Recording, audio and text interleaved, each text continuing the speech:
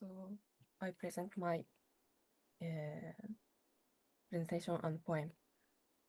My title is I Stopped Talking with My Friends in Israel Now.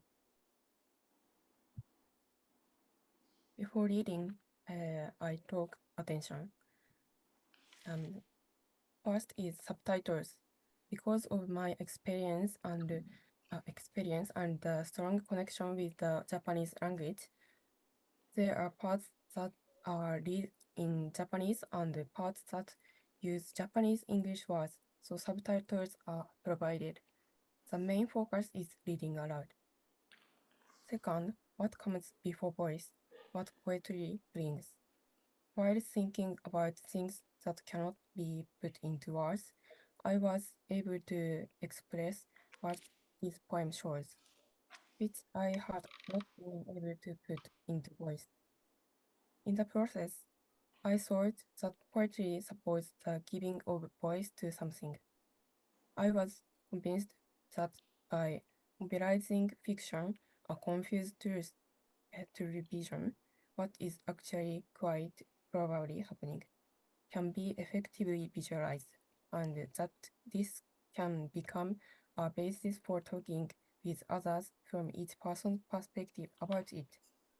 Therefore, I would be happy to discuss not only the emotional impressions and empathy, but also the situation that the poem shows. So I read my poem. I stopped talking with my friends in Israel now. For me, I recognize the territory of Israel as occupied Palestine. But some of my friends know the place is Israel since their birth. I went Palestine and occupied Palestine on February and March last year. After 2023, October 7th, I うろたえた because I don't want everybody to hurt これ以上. I went demo, I wrote 署名, I 拡散する to free Palestine, stop genocide. While sometimes I 気がかりだった my friends in Israel. One day on March 2024, my friend in Israel sent me a mail. I ひょうきょうとしながら opened the mail. そこには Hello, how are you? I hope you are having a wonderful time in your life. How are you doing? I was surprised and I couldn't 文意を読み取れなかった。What? Why? 何をもって彼女は私にメールを。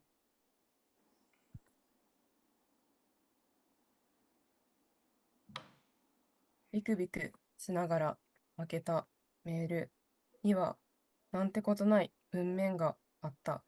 彼女はクリスチャンの韓国人の学生、イスラエルの大学で学ぶ学生、イスラエルについて2日目出会った子、私はここにいていいのか？私はどこにいていいのか？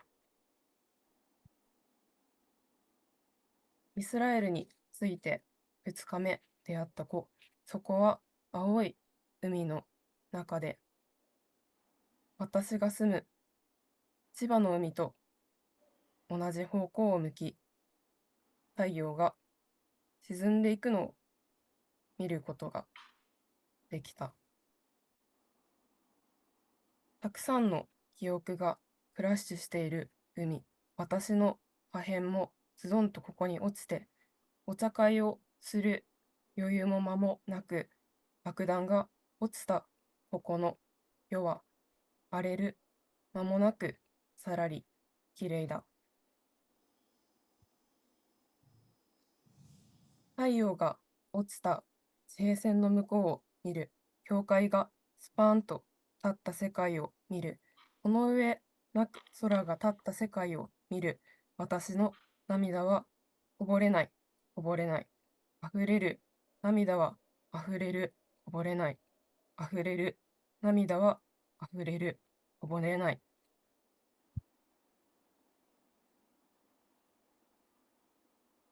Thank you.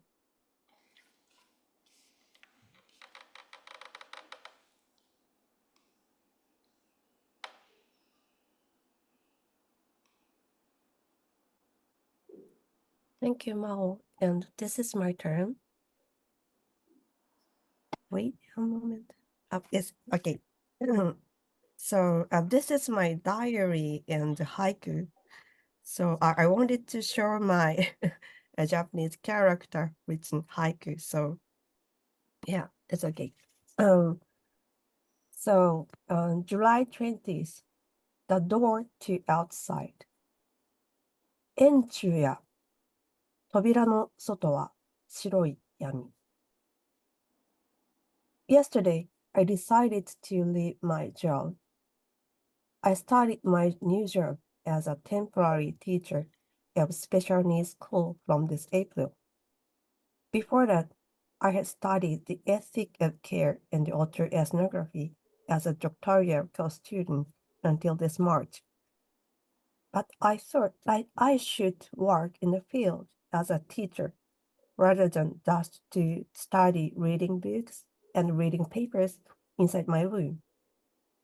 So I decided.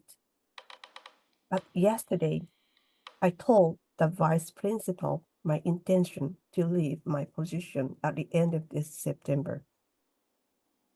I said, I decided to leave my position this September. And he said, okay, I understand. Thank you for informing. That's all. I will be unemployed again. I went back to the staff room, pretending that nothing had changed. I pretended that nothing had changed and joined their teachers in their charter, according to their right way of the right people, to respond rightly to the manner of right society, to laugh at right point, and to note the right word, and to boo to the right wrong story. I went home as usual, as if nothing had changed. After coming home, I was struck by a terrible sense of regret. I'd never get any job that guaranteed this amount of salary at my age and career from now on. The first semester from April to July is the hardest period for school. It will be better and easier from September. I know. So I had already known that from my experience as a teacher, why I couldn't stand this situation. Have I tried my best at my position at school? Yes, of course. I tried my best and I enjoyed teaching and spending time with my students. It was so a beautiful time. I love my students. They are so lovely, kind, honest, and beautiful students. I like my co-teachers too. Most of them are kind, dedicated, and reliable teachers. I respect them. But why I had to make the decision to betray them to leave my position at school? I couldn't sleep the night before last, worrying about my decision, and I also couldn't last night, regretting my decision. 円柱や扉の外は白い闇。Can you see my paper? This haiku was composed by me at midday in the midst of huge storm of regret like a typhoon inside my head. Enchu is flame afternoon, is a seasonal word, which means a very hot mid-afternoon. En is hono is flame, and chu is afternoon. Tobira is a door. Soto is outside. Shiroi is white, and yami is darkness. So in English, The hike means rain afternoon, white darkness outside the door. The word shiroyami, white darkness, means white out. So this haiku was a sketch of my feeling and scenery when I was lost and wandering around in my thought with chaos of regret and something different, confusing, messy, unspeakable, cannot even recognize by word. But something very important for me in the intense heat, some kind of heat, white heat. It's like white out in the white flare of high heat white sun melting and evaporating. At the same time, I think I was thinking about my student when I was thinking and thinking to seek words to compose this haiku. Most of my students who are students of special needs school, so they are with intellectual disabilities, especially autism. So they are not good at smooth communication in regular life. They have very unique and wonderful personalities, warm and beautiful heart. I love them. However, the rule of school and the education to adapt them to our society is sometimes is very clumped for them.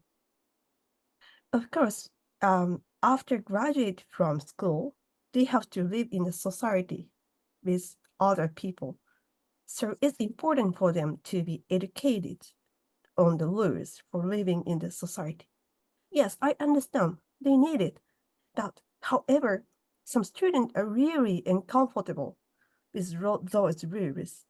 And sometimes such students panic in the classroom and even break things or hit people and or sometimes bite people.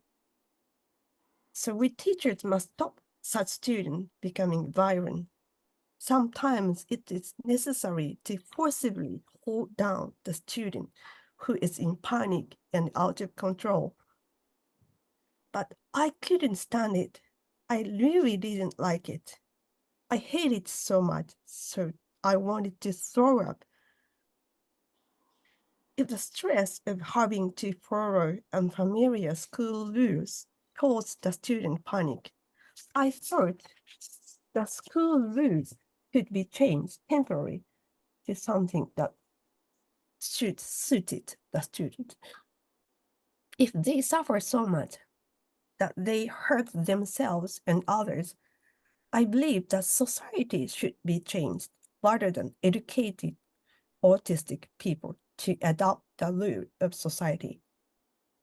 However, schools are places where students should be educated and adapted to the society, not where we make the society transformed to suit the student. At the very same time, but however, I came to know the excellence of my colleagues, teachers. I gradually began to understand and accept the value of the right school and right rule and right education, which makes students adapted to the society. When I was able to quiet the panicking out of control student, I began to feel a sense of accomplishment with them. I was confused. I love my students, and I didn't want to leave my job. If I can accept the value of right education to adopt students to the rule, it will be okay. It will be better to continue my job for me, but I didn't want to leave my job. But when I was alone, I heard someone mourning inside myself, the real voice. Deep inside myself is screaming, it's wrong. Yes, it's wrong. I think it's wrong. I want to change the society so that my students can live happily, not so that I can discipline them to sit quietly, to sit down, just sit quietly in the classroom. I love my students, and I respect my colleagues. Therefore, I had to get away from here and squeeze out and listen to the little voice deep down inside myself. What I have to change is not my student, but the society. So the door to outside is here. That's all. Thank you so much.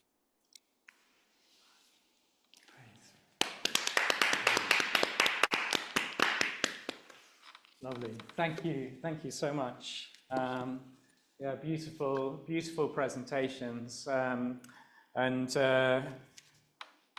just fascinating around a fascinating theme of what comes before voice. So yeah, thank you so much for that. Things that I kind of picked up in the midst of that is the things about connection. Can I find connection in the noise? Was from the first presentation from Teppei. Like still water my heart, Mihoko, Nozomi, how power kind of silences voices in various ways. And then the buzzing sound, like the buzzing of a bee that brings about a whole new future. How you, Mao, you listen to your voice and the confused voices out of the Israel-Gaza situation. And Chihiro listening to the real voice or paying attention to the real voice. So I'm just going to open it up for questions from both people online and from people in the room here. But before perhaps I do that, just while people think of the questions that they want to ask or comments that they want to give back, I'm interested to know a little bit more about where the theme came from in terms of just how that emerged for you as a group, for a working group to work together around this particular theme. So I don't know if you all want to speak to that, or one or two if you want to speak to that. How did this theme emerge for you?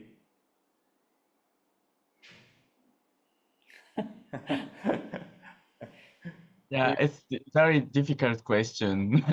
Thank you for your question, but it was our kind of brainstorming to express at first our personal experience, and some themes emerged in the context of our first meeting. So I forget, but somehow we combine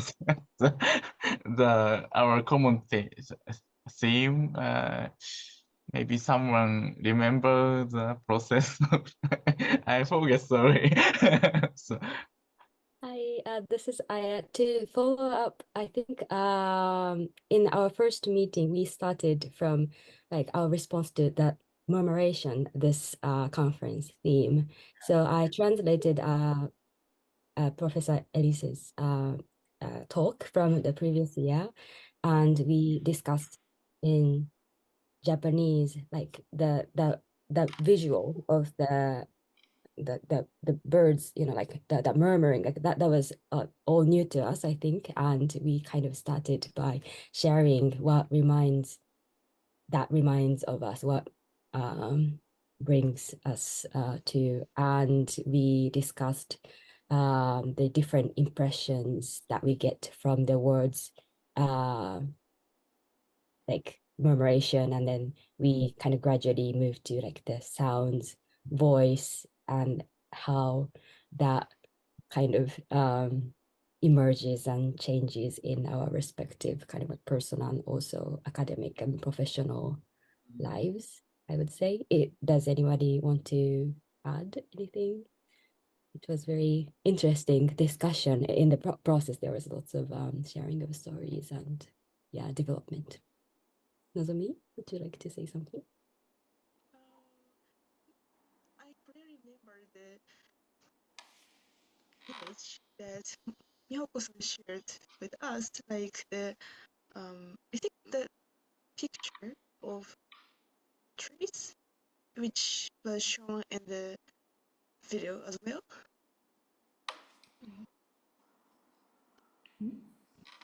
Well, could you just say that again, Nozomi? I didn't quite catch the picture of what? Picture of trees. Trees. Yeah, that was like Yeah. in the window in the and I think that was shown in the video of Yes. Mihoko-san as well. Yeah. It's such an interesting and important theme, you know, and it's fascinating. I love the way that it's come up, kind of bubbled up in all of the different presentations that you've got. You know, this question of what comes before voice and the ways in which, you know, those things which are unsettling in some ways, or perhaps, or you know, and how they come forward and they feed into life in various ways. So this kind of, you know, what's underneath and what it was moving underneath. I think it's really come across in the presentations that you've brought. Yeah, amazing. So are there any questions from the room here or from the online? Can I actually say something? Yes, so I was fascinated by this idea of not having a voice, and I wondered, do you think it's a cultural thing, that actually to speak out is a cultural thing, or is it just you know, a social thing, I guess is what I'm saying, that to be that different voice would be frowned upon culturally and therefore it is silenced, or fear of being different? I just wondered what you thought.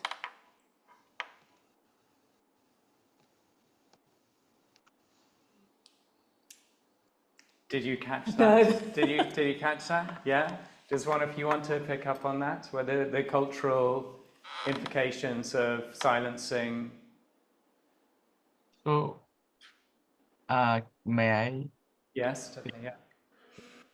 So I think the sound, noise, experiencing tone is always cultural, from my point, because we experience so much noises, but how we feel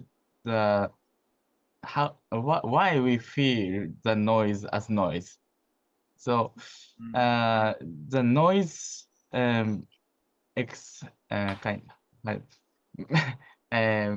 may shape our experience, our main experience clear.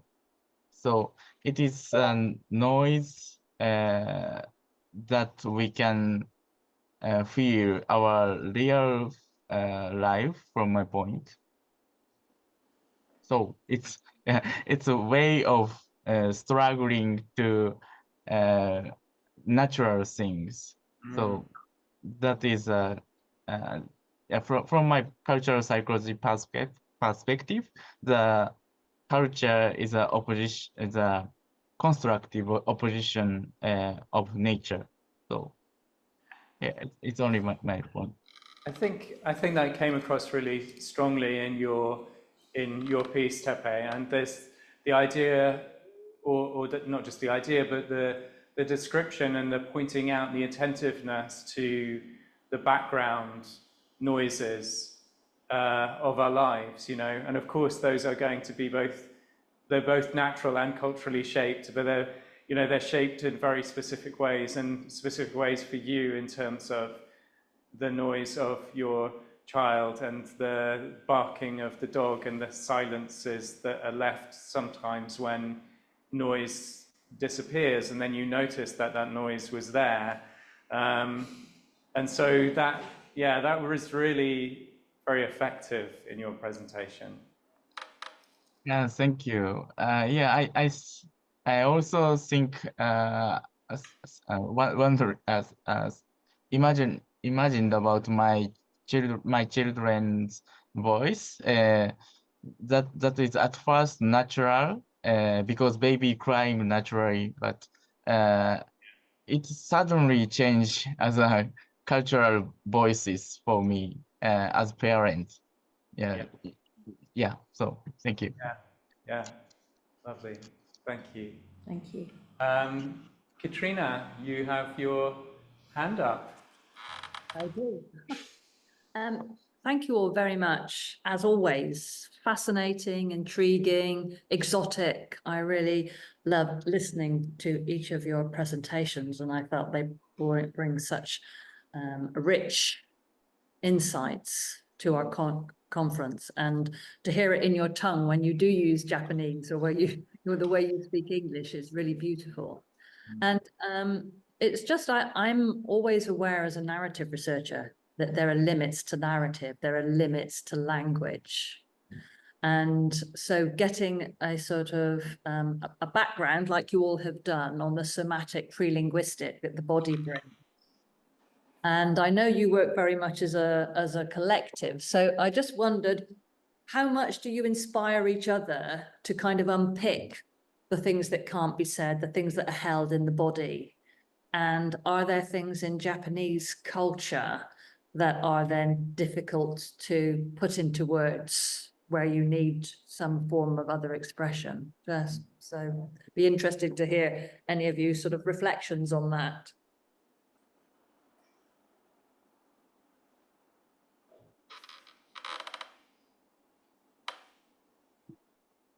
Yeah, Aya, were you going to say something? Yes, yeah, sorry, I had trouble unmuting myself. So thank you for the question. Yes. So how do we inspire each other? I was also thinking about the previous question, like not having a voice. Is it a common thing? Like to answer these questions, I think we started kind of redefining what makes a voice, like Fantastic.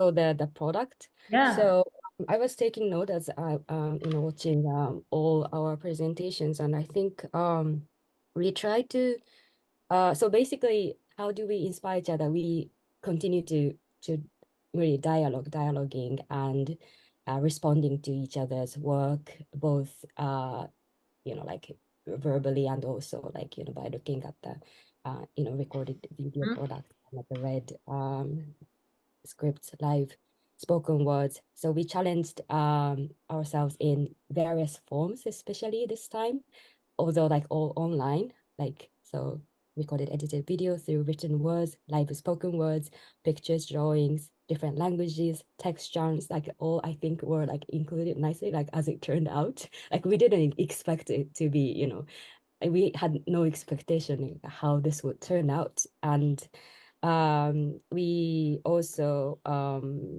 talked about either directly or indirectly, unvoiced voices in different ways. And it was not only as products, but as processes. That was kind of my own response to our own work. And I thought may answer your question, how do we inspire each other? No, it's really lovely hearing you work. It sounds like a tapestry that you're creating between you. And I know whenever I've heard Teppei talk about the group, it's so not being pushed by one person or one way of doing things that for me, I think we have a lot to learn from you as a group, which is why I asked how and what goes on in the background.